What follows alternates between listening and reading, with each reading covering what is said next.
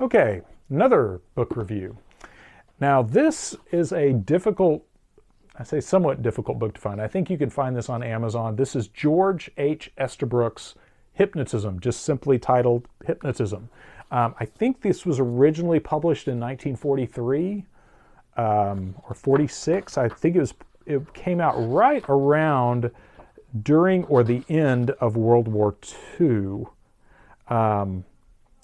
Okay, so the first printing, yes, was 1943. So this was reprinted in 68. And I actually have a couple of copies of this because I think this is a really important book, and it's very difficult to find, especially in the hardback edition.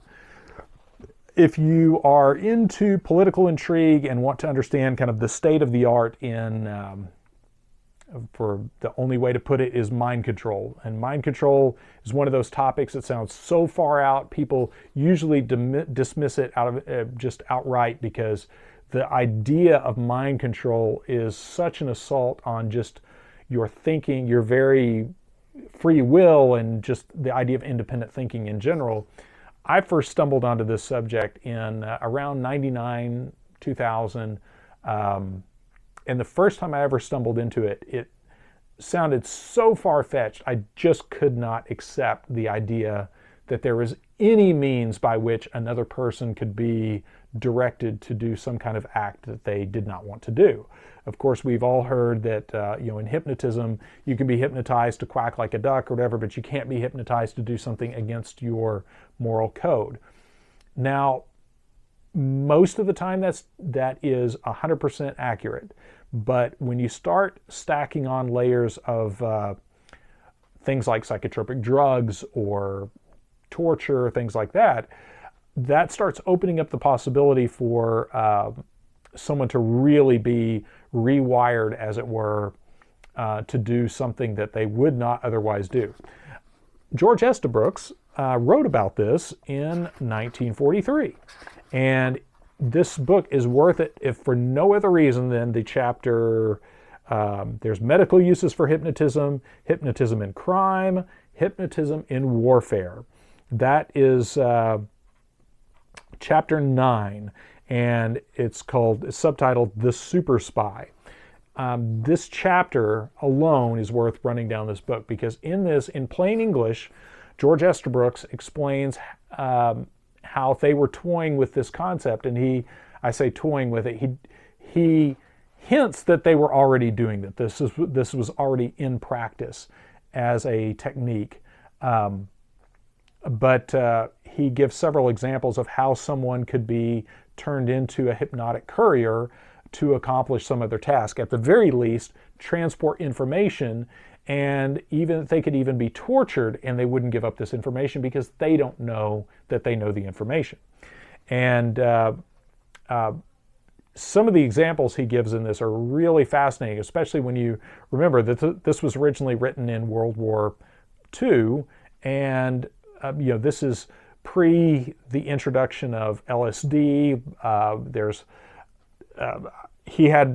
This is not high technology here. This is just good old-fashioned brute force hypnotism that they were using. And one of the examples he gives, and again, I'll say this and then I'm going to shut it down because this is one of those things, if you're into this, go find this book for that chapter alone, because that's critical information to understand what can be done with the human mind. He gives the example of taking a person and hypnotizing them to basically create separate personalities, and which those in the know that later on the CIA had something called Project, I believe it was Project Bluebird, that was for creating multiple personalities.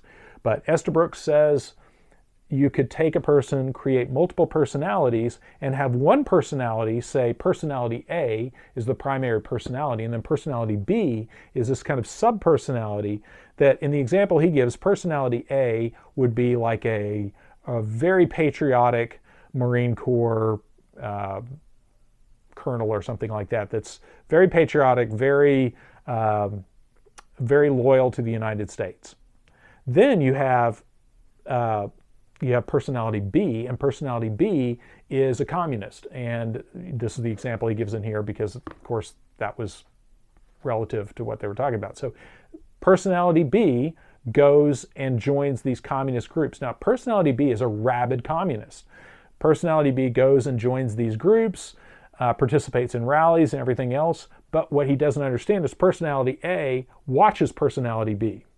And I know this is kind of tricky to keep track of, which is why Estabrooks does a better job explaining this than I will.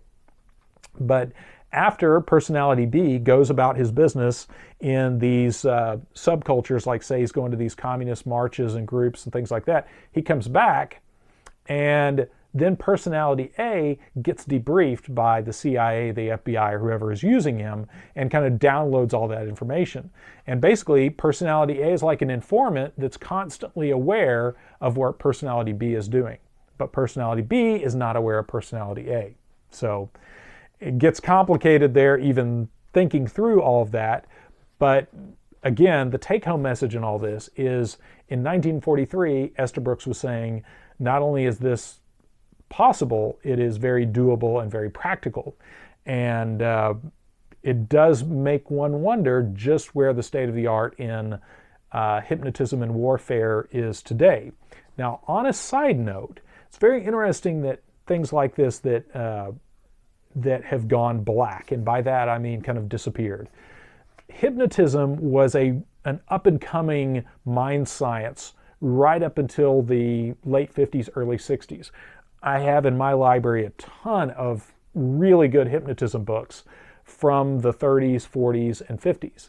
But you find that when, around the same time as the MK Ultra program with the CIA, a lot of hypnotism ceased to be a mainstream thing. It got ridiculed and turned into this quackery and became this weird subsect of mind sciences that was considered kind of right on the edge of quackery, if not just total quackery or fakery.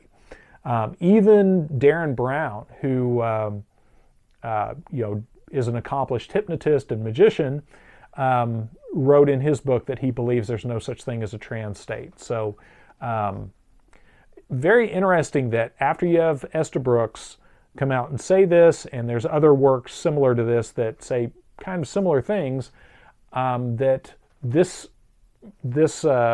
state of the art of hypnotism went black, meaning it went covert, and I don't think we have a good handle on what the real state of the art of hypnotism is today. So anyway, George Estabrooks, Hypnotism, originally written in 1943. So if you're into this sort of thing, definitely worth getting for your library.